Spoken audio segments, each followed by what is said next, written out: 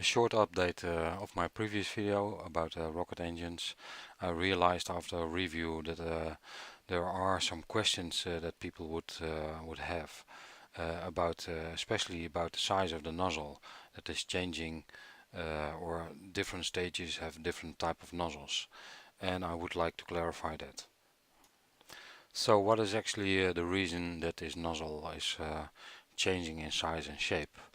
And one of the reasons is simply because at lower altitude there is a lot of air to push against, and in higher altitude there is less to push against.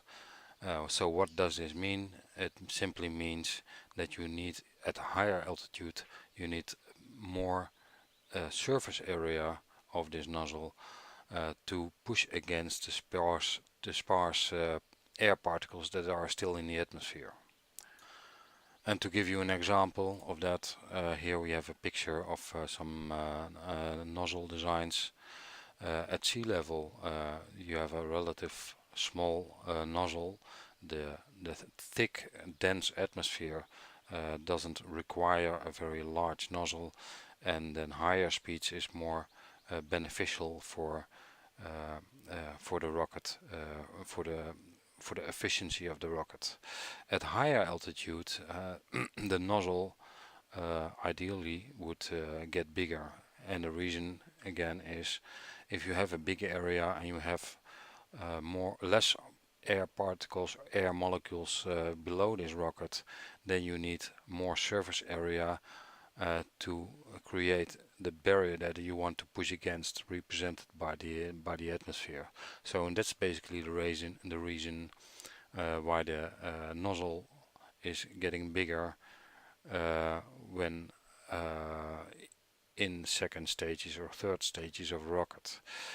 But it is, I think, important to understand that if we look at this picture, let's align it a little. We can maybe do this. On the left you have the altitude, of course, and the distance in the horizontal plane. And so actually don't look at these altitudes, because that's absolutely bullshit. What's happening at 50 kilometers up, and I think this curve or the scale of the top part should be 50 kilometers and not here. So because at 50 kilometers we almost have no air anymore in the atmosphere, and whatever it's up there, it's not the air that we breathe. So actually so we have the first stage at maybe a few kilometers or maybe 10 kilometers up, and then the second stage at maybe 25 or something like that, and then this horizontal trajectory is actually here. And that's also the reason that we can see it very well. If it was really that high, we never could see it going horizontal. Anyway, so that's the explanation of why the nozzle gets bigger.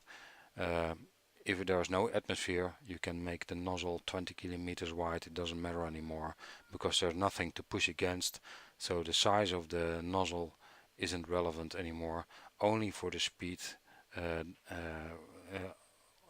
on which you, or in which you eject the gases to increase the speed. So at high altitudes you would like to increase the speed of the gases. Like I explained in my previous video, that's an important factor in a vacuum. The amount of mass that you are ejecting in terms of the weight of the gases, so to speak, is very small compared to the stage where you have liftoff.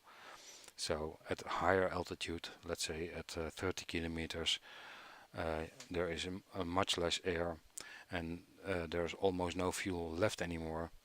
and that means that you have to increase the speed of the gases, and that's also why you need a different nozzle to be able to increase the speed of the mass that you are ejecting.